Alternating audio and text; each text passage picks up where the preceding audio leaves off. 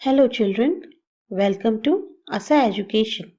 Today we will do The Tiny Teacher from an Alien Handbook, Grade 7 CBSE. अब थोड़ा सा aunt के बारे में जान लेते हैं. Though so very small, the ant is unbelievably intelligent and hardworking. Aunt चाहे देखने में कितनी क्यों छोटी ना हो, लेकिन वो सबसे ज्यादा समझदार और सबसे ज्यादा मेहनती होती है. Among the various kinds, the commonest ant is black or red. वैसे तो ants कई तरह की होती हैं, लेकिन जो ज्यादा कॉमन है वो या तो काले कलर की है या रेड कलर की. Ants live in comfortable homes called ant hills. और जो अपने ants के घर होते हैं जहां पर वो आराम से रहती हैं, उसको ant hills कहते हैं.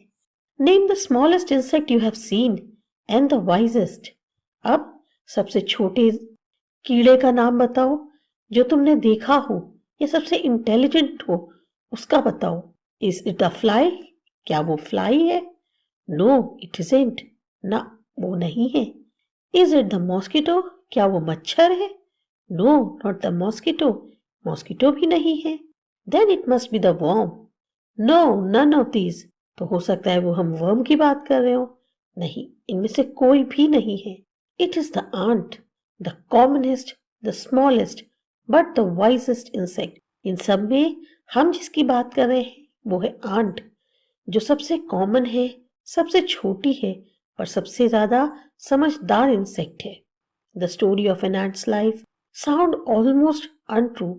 अब जो आंट्स की स्टोरी है या जो आंट्स की लाइफ के बारे में हम बताएंगे आगे चैप्टर में, वो ऐसा लगता है जैसा ये सच कैसे हो सकता है. But people have kept ants as pets and have watched their daily behavior closely. लेकिन बहुत से लोग ऐसे भी हैं जो ants यानी चींटियों को एज अ पेट पालते हैं और फिर उनका जो डेली बिहेवियर है उसे बहुत क्लोजली ऑब्जर्व करते हैं.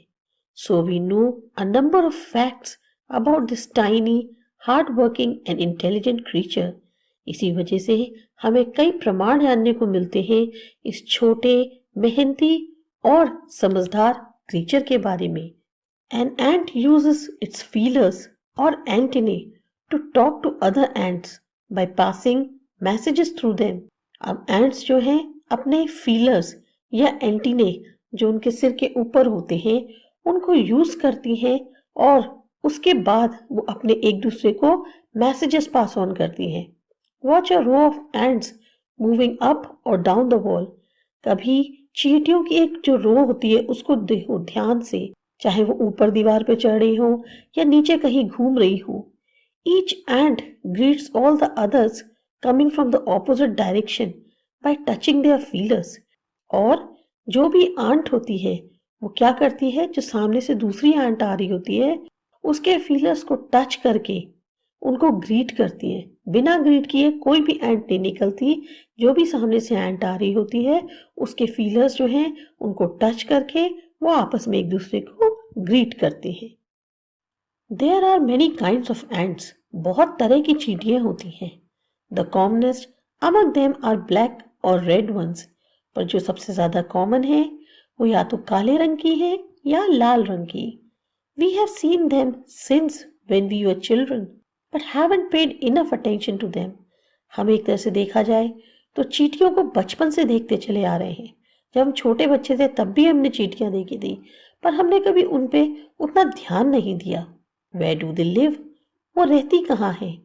In their comfortable homes called nest और ant hills. अब जो चींटियों के घर हैं उनको ज्यादातर या तो नेस्ट कहते हैं या ant hills. Each has hundreds of little rooms and passages. और उनके जो घर होते हैं या जो एंट हिल्स होते हैं उसमें लगभग 100 से ज्यादा छोटे छोटे कमरे होते हैं या जाने के रास्ते होते हैं. In some of these rooms the queen ant lay eggs. और इन्हीं के रूम्स में जो क्वीन एंट होती है वो अंडे देती है.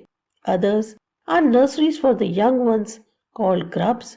बाकी जो दूसरे होते हैं रूम्स वो एक तरह से नर्सरी का काम करते हैं जहां पर जो चींटियों के बच्चे होते हैं जिनको कि हम ग्रब कहते हैं वो पाले जाते हैं. Workers have their reserved quarters. Workers जो हैं उनके अपने अपने क्वार्टर्स होते हैं। They spend most of their time searching for food, और ज़्यादातर वो समय कहाँ बिताते हैं? खाना ढूंढने के लिए। Some rooms serve as a store houses for this food, बहुत से उनके कमरे ऐसे हैं जो स्टोर का काम करते हैं, जहाँ पर ये लोग जो भी सामान इकट्ठा करके लेके आते हैं उसे जमा करते हैं। सोल्जर्स हैव सेपरेट बैरक्स, जो इनके सोल्जर्स होते हैं एंड्स के, उनकी भी अपनी एक अलग बैरक होता है, उनका भी एक अपना अलग रूम होता है। No worker has ever tried to live in a soldier's house, कोई भी वर्कर कभी ये कोशिश नहीं करता कि मैं जाकर सोल्जर के बैरक में या सोल्जर के हाउस में रह लूं।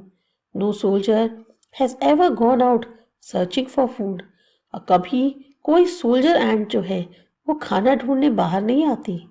नो वर्कर और सोल्जर और cleaner has ever harmed a grub, कभी भी किसी वर्कर ने, सोल्जर ने या क्लीनर ने, जो उनके यंग वंस हैं जिनको ग्रब कहते हैं, कभी भी नुकसान पहुंचाने की कोशिश नहीं करते।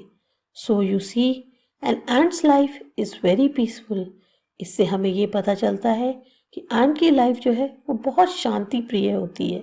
Each does its share of work intelligently and bravely, हर कोई अपने हिस्से का काम बहुत समझदारी और बहादुरी से करता है।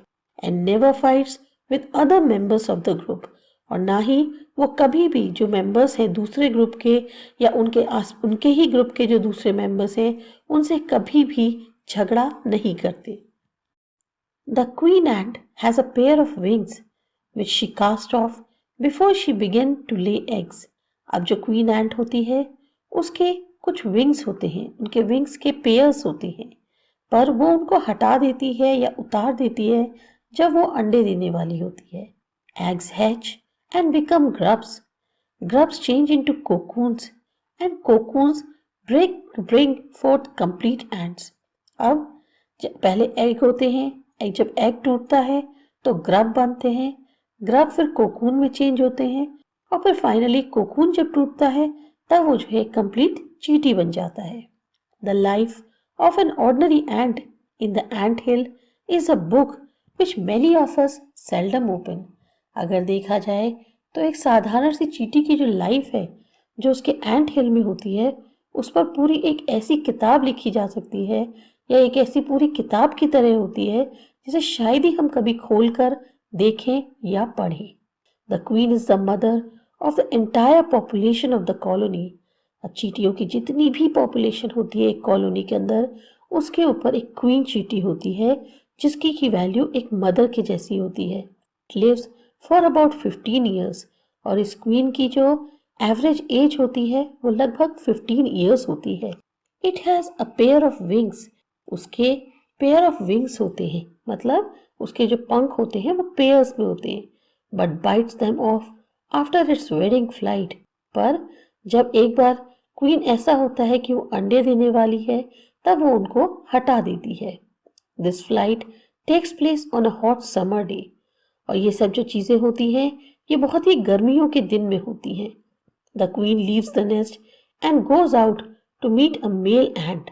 क्वीन जो है वो अपने नेस्ट से बाहर निकलकर एक मेल एंट से मिलने जाती है या ड्रोन से मिलने जाती है, high up in the air, एक ऊंचे आसमान में या हवा में जो भी उसका मेल एंट होता है या ड्रोन होता है उससे मिलने जाती है। On its return to earth it get rid of its wing and then does nothing but lay eggs. और जब वो दोबारा वापस धरती पर लौटती है तब उसके जो विंग्स हैं वो खत्म हो चुके होते हैं और फिर वो कुछ नहीं करती, बस सिर्फ और सिर्फ अंडे देती है।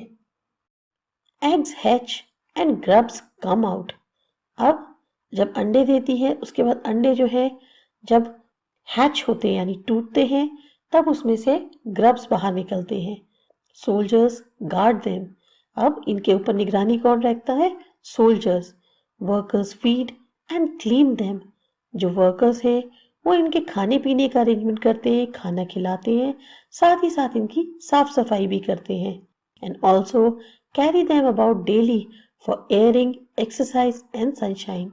और इसके साथ साथ जो वर्कर्स हैं वो इनको बाहर ताज़ी हवा में भी ले जाते हैं, इनको एक्सरसाइज भी कराते हैं और थोड़ा सा धूप भी दिखाते हैं। 2 or 3 weeks later, grubs becomes cocoon and lie without food or activity for 3 weeks more. 2 या 3 हफ्ते बाद ये जो ग्रब्स हैं ये कोकून बन जाते हैं और रह सकते हैं बिना फूड के या बिना किसी एक्टिविटी के एटलीस्ट आगे के 3 और हफ्ते। Then the cocoons break and perfect ant appear. उसके बाद जब कोकून टूटता है तो उसमें से एक पूरी परफेक्ट चींटी निकलती है। Now it's time for teaching and training. अब उसके बाद का जो समय होता है वो उनको समझाने का, उनको पढ़ाने का और उनकी ट्रेनिंग का होता है।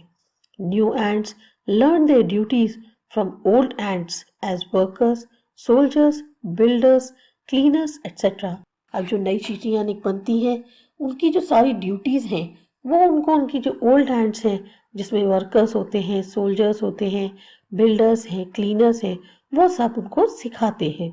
After a few weeks training the small ants are ready to go out in the big world of work.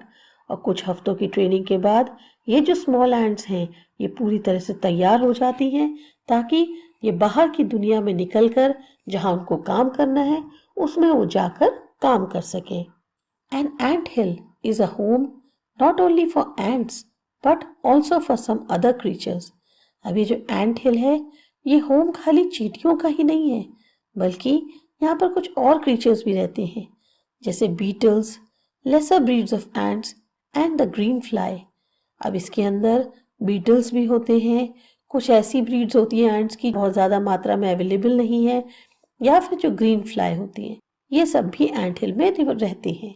Why do ants want these alien creatures to live in their nest? अब ये क्यों होता है कि जो ants हैं वो अपने नेस्ट या एंट हिल्स में इन एलियन क्रिएचर्स को अलाउड करती हैं रहने को? For several reasons. अब इसकी भी काफ़ी वजह है क्यों। Some give off smell pleasants to the ant senses. अब ये जो एलियन क्रीचर्स हैं इसमें से कुछ ऐसे होते हैं जो ऐसी स्मेल छोड़ते हैं जिससे कि एंट्स जो हैं उनके सेंसेस या उनको उससे थोड़ी सी मतलब क्या कह सकते हैं ताकत मिलती है या पावरफुल होते हैं उनके सेंसेस, तो इसकी वजह से वो उनको जो है वहां पर रहने देती हैं। Other give sweet juices and some are just pets और play things like cats and dogs to human beings. कुछ उसमें से स्वीट जूसेस देती हैं और कुछ जो है बिल्कुल पेट्स के जैसे होती हैं।